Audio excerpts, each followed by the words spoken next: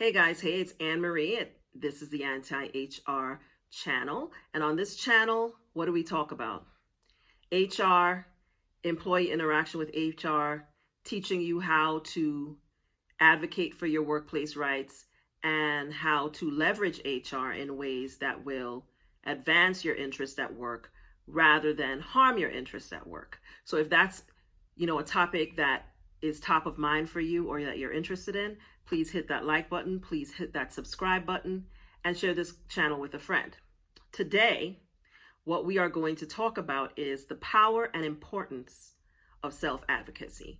And this is not, necessarily a sexy topic, but it's a very important topic, especially for Black women as you close out one performance year, especially for those of you who may be on a 12-month calendar year and just had your performance evaluations and so on and are trying to figure out how to, advance your career trajectory in light of and despite of the incoming regime change, January 20th, and the overall mood of the country, speaking of the United States, and the workplace that you may be returning to after the holiday season.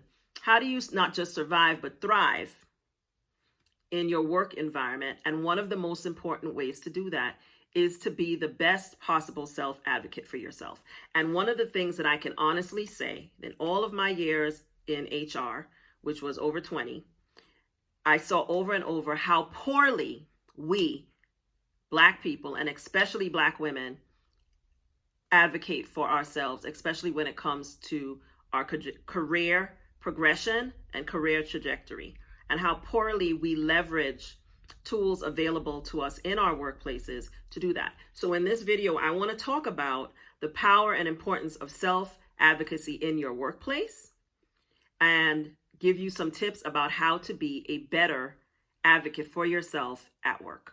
So it's really important to be a great self-advocate in your workplace, whether you're negotiating for a raise, whether you're raising an issue of discrimination, or whether you're just trying to navigate a tricky workplace situation or dynamic. You've got to be your own best self-advocate. What do I mean when I say self-advocate? I mean speaking up for yourself effectively, asking for the things that you need and want, and speaking up when you think something happened that shouldn't happen to you, or when someone interacted with you in a way that you think is wrong or disrespectful.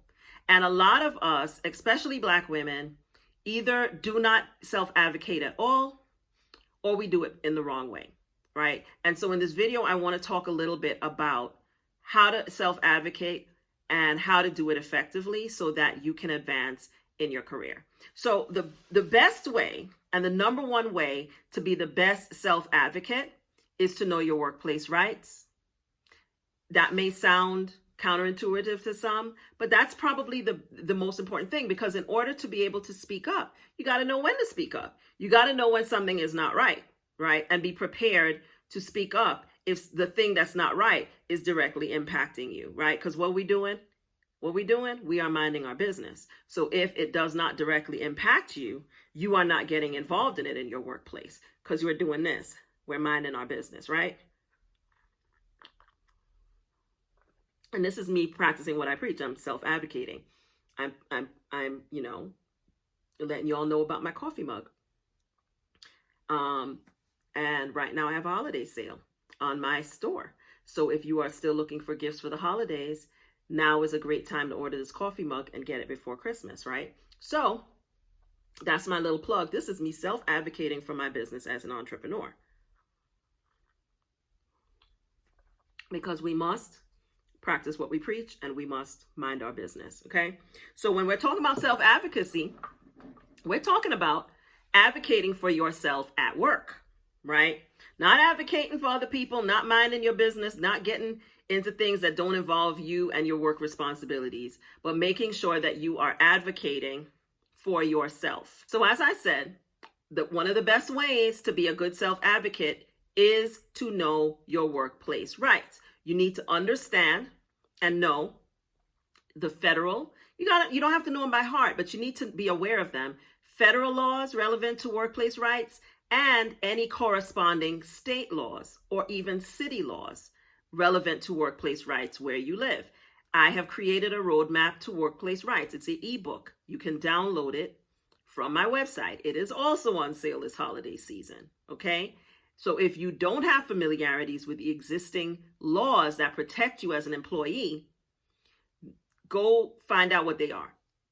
Because it's hard to advocate when you don't have the awareness you need to have. And that's where a lot of us go left at work, is that we don't even know when we should speak up, because we don't know when people are doing wrong things, because we have chosen, and I say choose because it is a choice, we have chosen to be uneducated employees. And on this channel, one of my number one goals is to make every single subscriber a more educated employee. So one of the ways that you can self-advocate and speak up for yourself is to educate yourself and know what your workplace rights are, so that you have the ability to call out when something is happening, because you know that it is wrong. And you know when and whether something that is happening is legal or illegal. Because as I always say, people think they have a lot of rights in America, but you don't. You have the rights that are enumerated in the law. If it is not in the law, you probably don't have that right.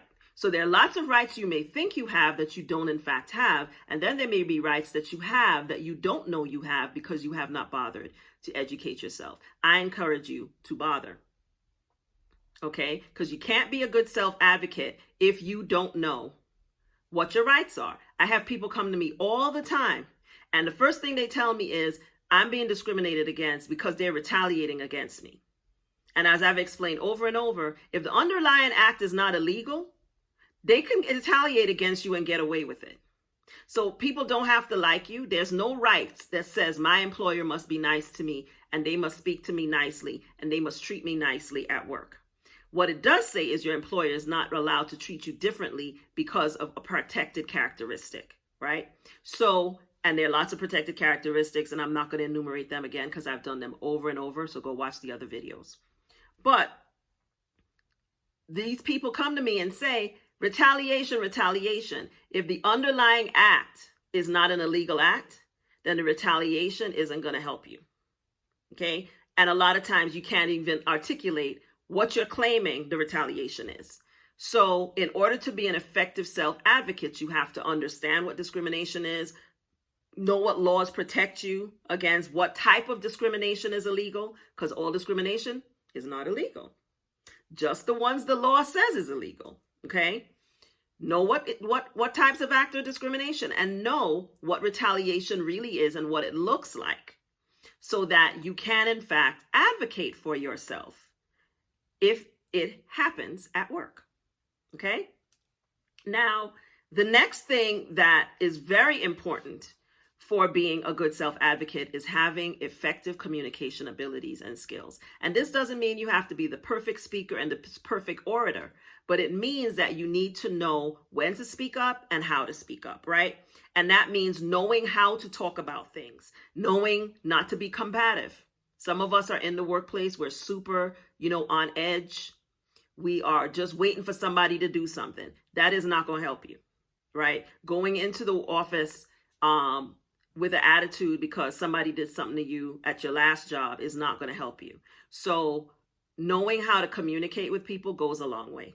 And yes, a lot of us get attacked for our communication no matter how effectively we communicate, because some people just don't like to see Black people that know how to communicate. But that's not what I'm talking about. I'm talking about knowing how to speak up and when to speak up and how to do so effectively, especially if you're advocating for yourself in the context of your career and your career development, your career trajectory, right? You have to be willing to advocate and speak up and express things from a factual standpoint, be clear, direct, be pleasant, but be respectful. Be pleasant and respectful. Be direct and respectful. You can be both direct, clear, concise, and respectful. Right? You can speak to people calmly, directly, with a smile on your face, and still say what you mean and mean what you say, right?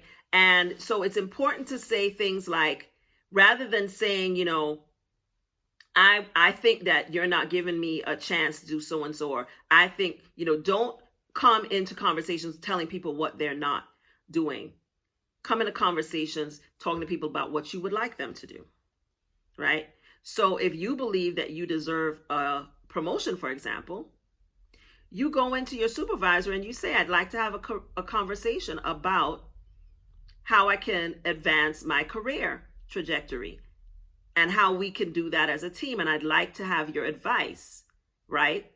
And your thoughts about how I could go about doing that in the company. I really feel that I've made great contributions to the company, and you enumerate them. Talk about the top 3 things you did, right? That year, that quarter, last 6 months, that you think qualifies you to take the next step. Don't talk about, you feel that you've been overlooked. You feel that you haven't been given a chance. No, you talk in the positive, not in the negative, right? So that's just one example. So if you think you deserve a promotion, you could say something like, I'd like to have a conversation to discuss how my contributions align with a promotion and why I believe that now is a good time for me to be considered for promotion, right? Not, I don't understand why I haven't been promoted yet, or I think I should have been promoted. That's not the way you talk about those things. So it's important to be able to communicate effectively about your career development, about your career trajectory, to treat your manager as a partner in that process, right? And to be very clear from the first time you come through the door about your intention and interest in upward mobility in your position. And remember that closed mouths don't get fed. So if you don't ask for something, you have no right to expect anybody to give it to you. And as I say all the time, we need to walk into these rooms, right, with the swag of a mediocre white man, right? Walk into spaces with the attitude of a mediocre white man. And you know exactly who I'm talking about, because every single one of you have been working with one or is working with one right now. The ones who talk the loudest do the least, right? And are always getting promoted, right? And yes, they have their race and their gender on their side. But you know what else they have? That they advocate for themselves. They have been taught from the first time they came into this world that they are important and that they matter. And no matter how mediocre they are, they believe in themselves. And so I want you to walk into those rooms with the same level of self-belief as Kyle, right? And if you come into my comments and say anything, then I'm going to assume that I'm talking about you if you don't like what I just said. Because if you're not a mediocre white man, then I'm not talking about you, right? But I want you to come into spaces with the audacity of a mediocre white man. You have lots of examples all around in media, politics, all over the place. Mediocrity reigns. Have the same level of audacity and the same self-belief that you deserve whatever it is that you want, right? And so from the time you come into a job, and honestly, before you take the job, you should be asking questions in the interview about career progression and career trajectory. And don't feel no type of way about doing it. You're not coming there to be friends with people. You're coming there to make money. These jobs are transactional, as I've said before. And if they don't like it, then you're not a good match, because you're not coming there to be a mule. You're not coming there to be a workhorse. You're coming there to provide your knowledge, skills, and abilities for a price. You want to make sure the price is right, and you want to understand what the career trajectory, what your chances of advancement are. On average, when do people get considered for promotions? These are things you should be asking in interviews. And then when you come into the job in the first 6 months, within the first 6 months, you should be talking to your supervisor about whether it's time for promotion, and if it is not, what are the things they think you need to be doing next to be promoted? You need to make it clear from the very beginning that you want to be a person that they consider promotable. And a lot of us don't do that, but then we complain about being passed over and that no one gave us a promotion and that Kyle, Kevin, Karen, and Becky got promoted. What you don't know a lot of times is that Kyle, Kevin, Karen, and Becky asked for a promotion from the first 3 months they came in the door, especially these millennials and these, Gen Zers. In 3 months, they looking for a raise. And I'm talking about all of them. And I'm not mad at it. I like it. At first, it would be annoying from an HR perspective. But honestly, I like the fact that they were thinking that way from the very beginning. And my generation, us Gen Xers, we were taught to just come in and be the best worker bees we could be. We were taught that. Allergies are bothering me today for those who are going to come into the comments about the fact that I scratched my nose on my video on my channel. You all will not believe some of the comments that I see because I delete a lot of them and block those people. But I'm just putting that out there. I have allergies and they're bothering me today. So that's why I'm scratching my nose. Anyway,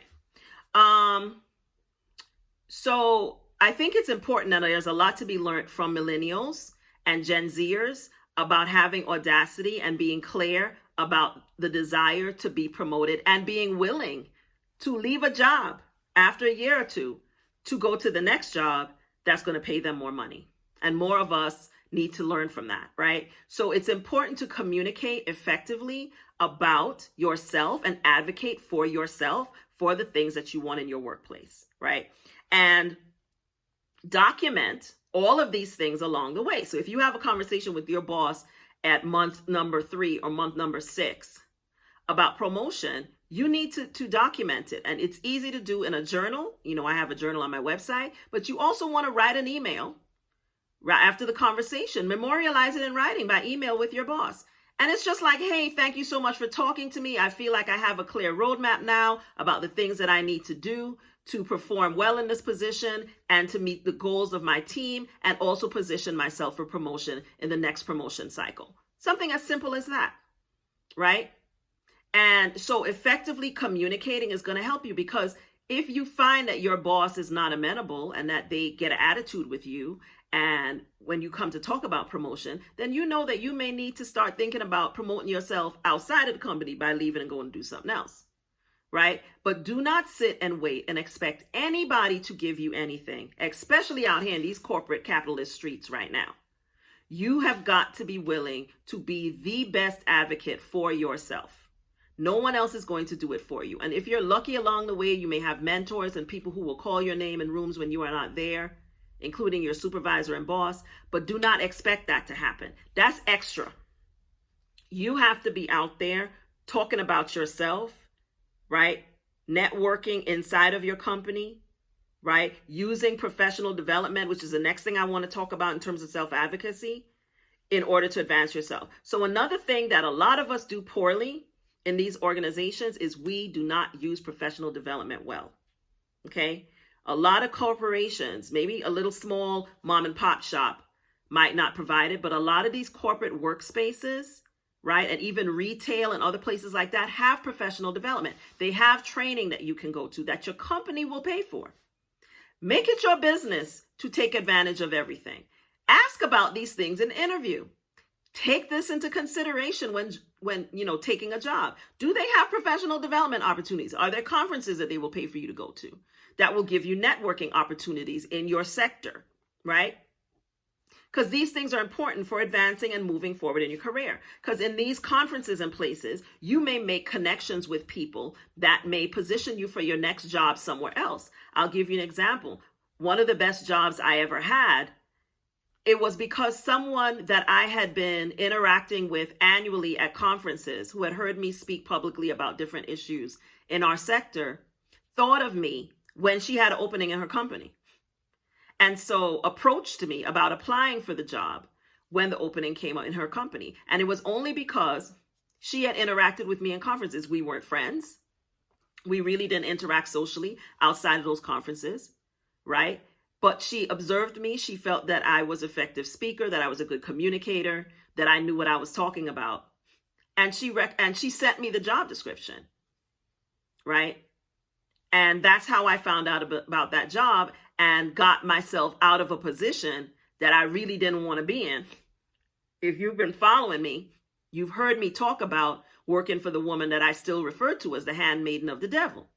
So that email with that job description came right on time for me and got me out of a job within about 8 weeks that I didn't have no business being in, right? So being a person that effectively communicates and networks and takes advantage of professional development served me, because I had my job pay for me to participate in that annual conference. I had my job pay for me to have a membership in the organization that put on the conference.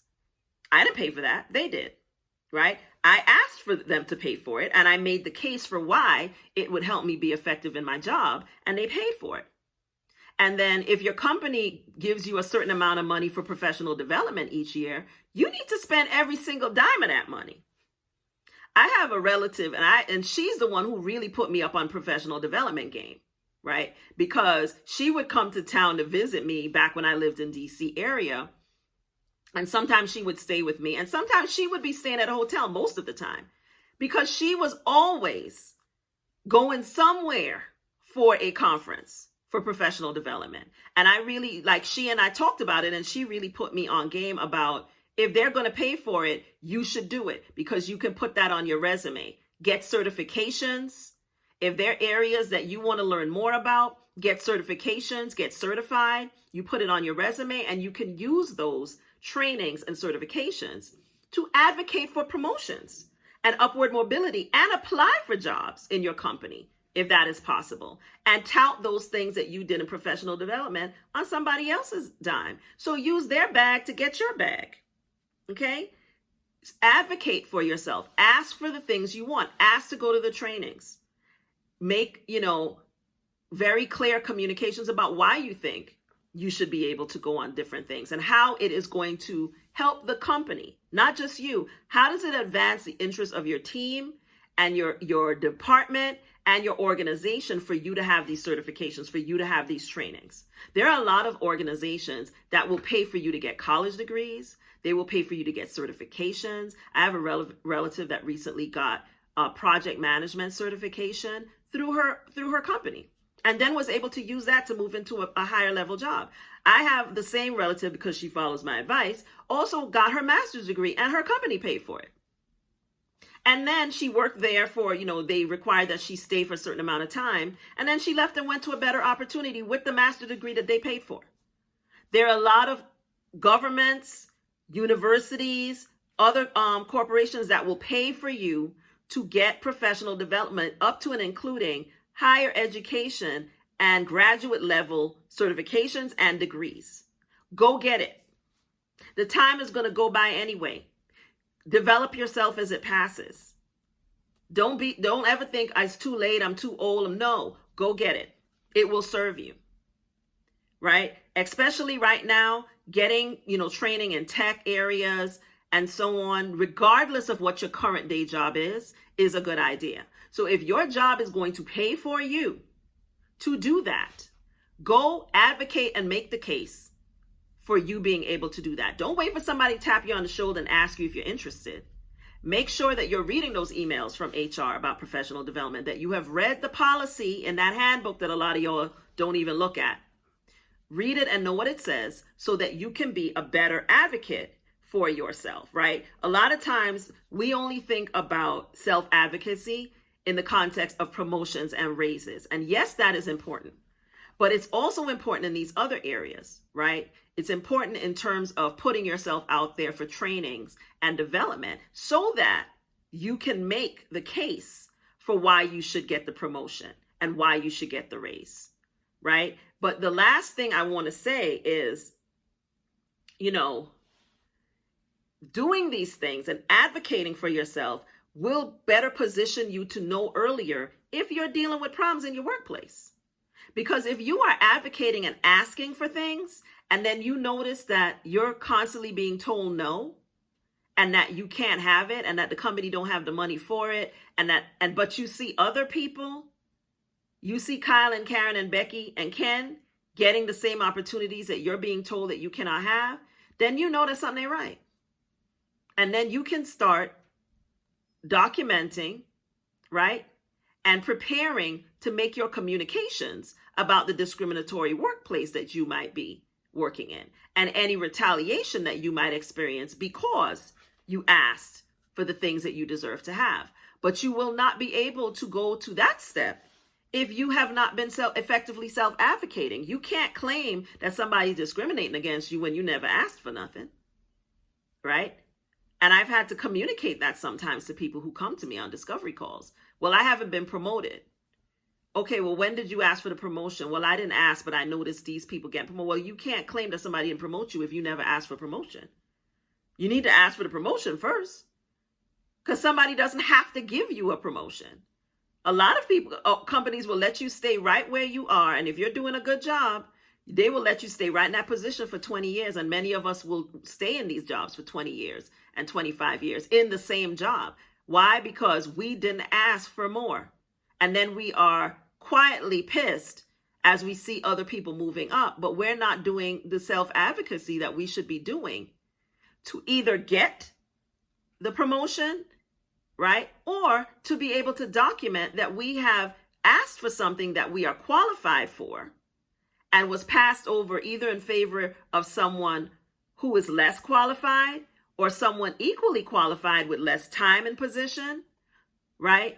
You got to pay attention to these things. But first, you have to ask. You have to self-advocate for what you want so that you can say and know when something is not right, when there's discrimination afoot, right? But you can't say that if you are not advocating and asking for things that you believe that you deserve in your workplace. But if you do find that you are effectively communicating your interest in promotion, your desire to be promoted, you're doing the things that you're told that you need to do, and yet over and over you're not being given those opportunities, then you need to grab my master course, which is on sale right now, and learn exactly what you need to do to remove yourself from that situation with a check from your employer in your hands as you go, okay?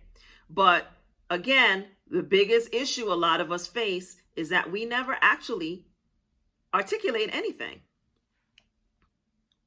One of the things I have to tell people all the time is, in order to raise issues of discrimination, you got to complain. You got to go to HR. Now, you don't want to go in there blind. You don't want to go in there without a strategy, but you're going to have to communicate. You're going to have to advocate for yourself. You're going to have to speak up. You're going to have to call a thing a thing.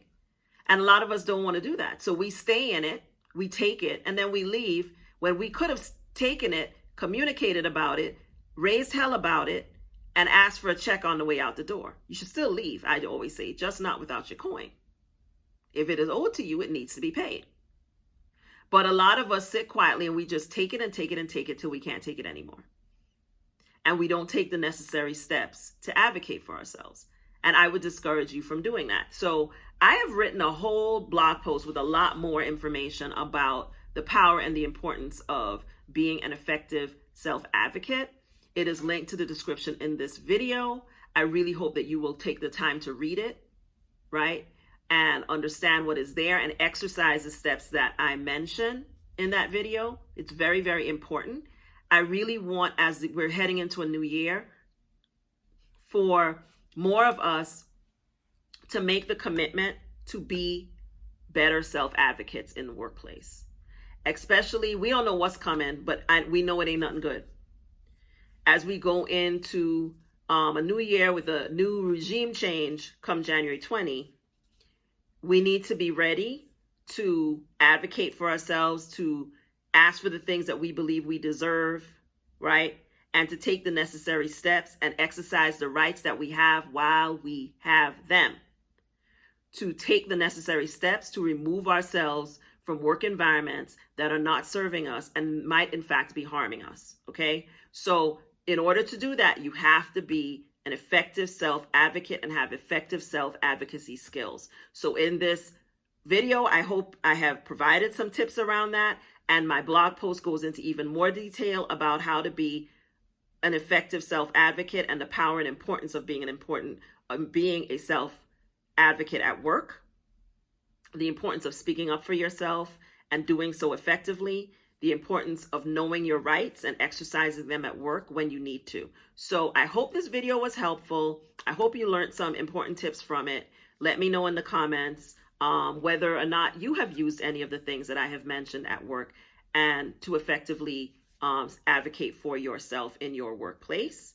And if you have not, I hope that this empowers you to do so in the future going forward. I'll be talking a little bit more about things that you should be thinking about as we go into a new year, especially for those of you who are on a calendar performance year that starts January 1st, things that you can start doing now to prepare yourself to start the new performance year and to get yourself well positioned to be successful. I don't like to just talk about, discrimination, even though it's a real problem in American workplaces, but there's so many other things that are important for you to do and for us to do. Well, you really, because I'm not anybody's employee anymore. Hallelujah.